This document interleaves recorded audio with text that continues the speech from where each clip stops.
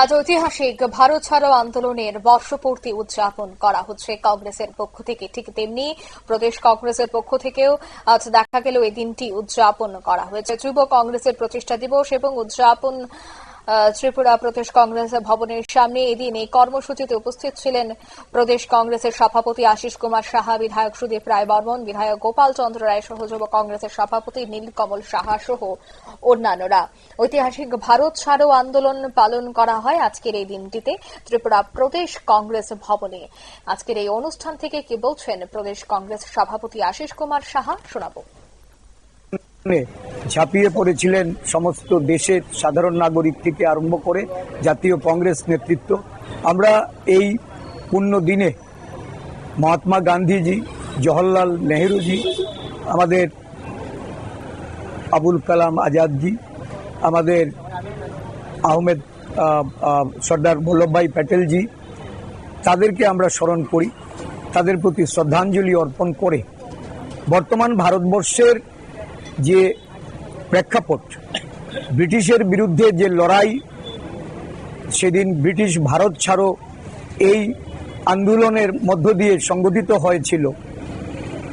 পরবর্তী সময়ে দেশ স্বাধীন হলেও স্বাধীনোত্তর ভারতবর্ষে আজকে আমরা লক্ষ্য করছি এই দেশের সংবিধান, এই দেশের নাগরিকদের তাদের ন্যায়ের অধিকার, এই দেশ একটা অগণতান্ত্রিক শক্তির হাতে বিগত প্রায় এক দশকের উপরে এটা শাসন পরিচালিত হচ্ছে।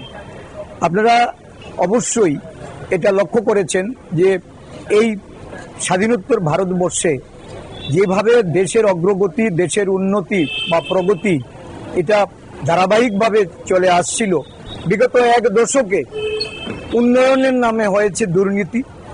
সারা দেশব্যাপী একটা বিভেদকামী শক্তি ধর্মের নামে, ভাষার নামে, সংস্কৃতির নামে বিভিন্ন সম্প্রদায়কে নানাভাবে তাদেরকে বিভেদকামী শক্তিতে পরিণত করে তাদের যে মূল অভিভাবক ভারতীয় জনতা পার্টির যারা পৃষ্ঠপোষক, সেই আরএসএস, যারা এই 9ই আগস্টের ভারত ছাড়ো আন্দোলনের এক সময় ইংরেজকে সহায়তা করে ইংরেজদের তাদেরকে সহযোগিতার মাধ্যমে এই আন্দোলনকে দুর্বল করার চেষ্টা করেছিল।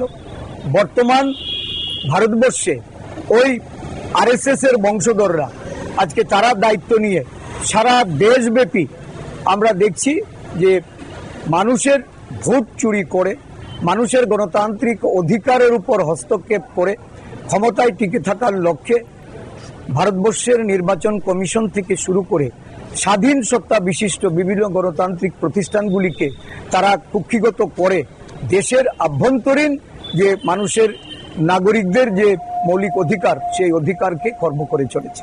আজকে আবার এই 9th আগস্টে আমাদের আপনারা শুনলেন প্রদেশ কংগ্রেস সভাপতির বক্তব্য। তিনি আজকের দিনেও কিন্তু বর্তমান কেন্দ্র এবং রাজ্য সরকারের সমালোচনা করেন এবং বর্তমানে যে পরিস্থিতি দেশে জুড়ে সেটা ভয়াবহ বলেও কিন্তু দাবি করছেন কংগ্রেস নেতৃত্বরা। নিয়ে নিচ্ছে ছোট্ট একটি বিজ্ঞাপন বিরতি, সঙ্গে থাকুন।